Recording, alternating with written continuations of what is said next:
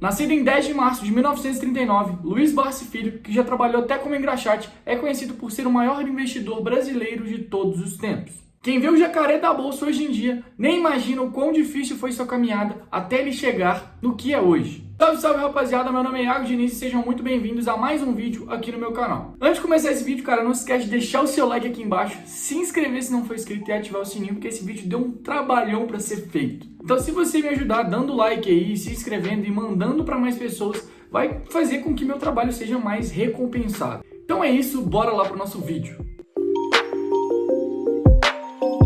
Filho de imigrantes, o pai italiano e a mãe espanhola, Luiz Barsi Filho nasceu em um pequeno cortiço no bairro do Brás, em São Paulo. Esse cortiço era administrado pelos seus avós paternos. A vida, que já era difícil, viria a se mostrar cada vez pior, já que com apenas 1 ano de idade, Luiz Barsi já tinha perdido seu pai. E por conta disso, ele e sua mãe foram despejados do cortiço onde moravam pelos seus próprios avós. No meio dessa confusão toda, Barsi e sua mãe mudaram-se para uma pequena comunidade que ficava a poucos metros dali. Essa comunidade abrigava estrangeiros europeus que eram pobres e que estavam residindo aqui no Brasil. Só para você ter uma ideia, ali viviam cerca de 30 famílias, com mais de 100 pessoas. O lugar, chamado de Quintalão, abrigava todas essas famílias e todas elas compartilhavam os banheiros e o dia a dia. Como a vida no Quintalão era muito difícil e tudo era muito apertado, essas pessoas tinham direito somente a um quarto, que normalmente era conjugado com cozinha e todos os outros cômodos da casa. E os banheiros eram compartilhados entre os moradores, então não tinha um banheiro próprio para cada família ali. Como quase todas as famílias no início do século passado, os maridos saíam para trabalhar enquanto as mulheres ficavam tomando conta dos filhos ali dentro do quintalão. Só que como a mãe de Barsi era solteira, ela tinha que sair para trabalhar e deixava o filho largado. Inclusive ele mesmo que fala isso no livro, então não é nenhum termo pejorativo, tá?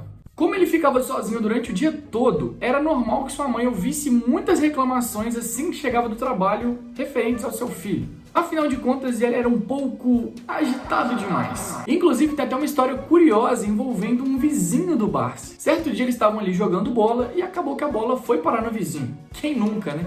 Só que o vizinho, ao invés de devolver a bola, pegou e furou essa bola. O Barsi ficou muito irritado com esse vizinho, mas nada pôde fazer naquele momento ali. Mas por coincidência do destino, ou não, cerca de alguns dias depois, esse mesmo vizinho perdeu uma galinha dentro do quintalão. Essa galinha havia pulado o muro do quintal desse vizinho e Barsi decidiu fazer uma coisinha. Ele pegou a galinha nos seus braços, subiu no muro e começou a gritar com o vizinho, falando que nunca mais ia devolver essa galinha. Lembrando que ele tinha cerca de 5 ou 6 anos de idade, então realmente era uma criança ainda. Infelizmente, ele não se lembra o desfecho dessa história, provavelmente a mãe dele fez ele devolver a galinha, mas ficou por isso mesmo. Depois de algum tempo, por volta dos seus 10 anos de idade, sua mãe começou a trabalhar na lanchonete de um cinema. E já que Barsi era muito agitado, a mãe dele fez ele ir começar a trabalhar com ela.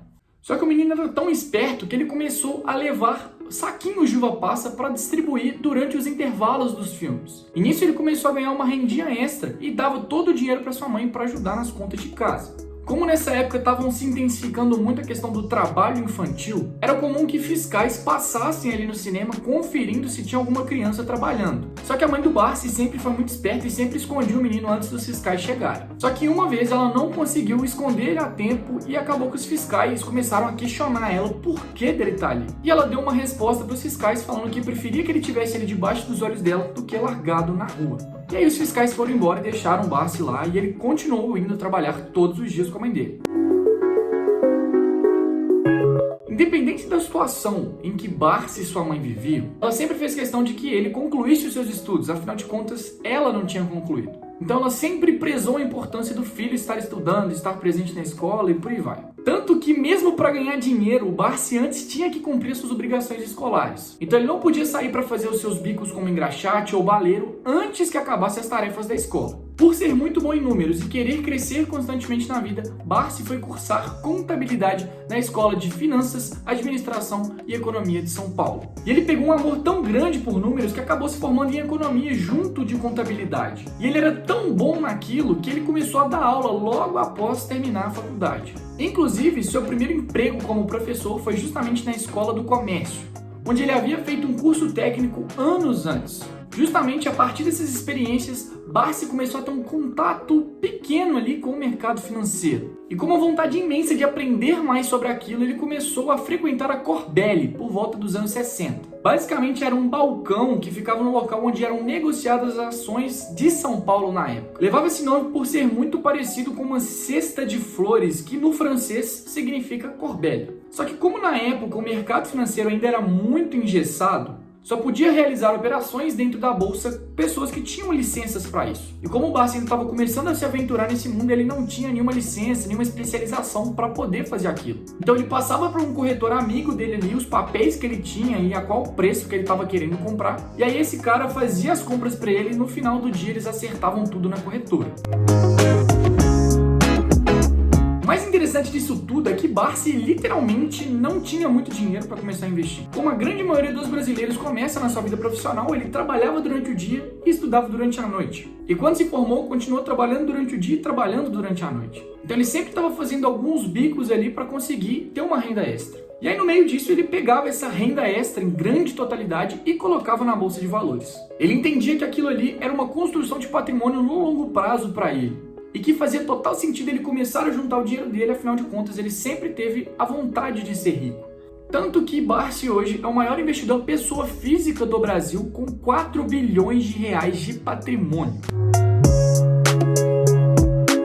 E como o Barsi estava começando ainda no mercado financeiro, como a grande maioria das pessoas, ele começou pela especulação. Basicamente, a estratégia de investimentos dele no início era buscar empresas extremamente baratas em que ele pudesse depois vender quando se valorizassem e ganhasse um dinheiro com aquilo. Basicamente, era comprar na baixa e vender na alta. Só que com o passar dos anos, Barsi foi entendendo mais sobre o mercado financeiro e entendeu a importância de você manejar ações no longo prazo. Então a estratégia dele passou a ser comprar cada vez mais cotas daquela companhia para se tornar um dos maiores acionistas dela, consequentemente, exercer um poder controlador dentro da empresa. Tanto que ele aplica essa estratégia até hoje, sendo o maior investidor pessoa física do Banco do Brasil e da Klabin, por exemplo. A partir dessa virada de chave, o Barsi sabia muito bem o que tinha que fazer para construir patrimônio no longo prazo. Simplesmente ele tinha que comprar cada vez mais ações, assim ele receberia mais dividendos e conseguiria formar uma carteira cada vez maior. Tanto que até hoje ele preza muito por reinvestir os seus dividendos e emprega muito bem o valor que você tem em cima disso.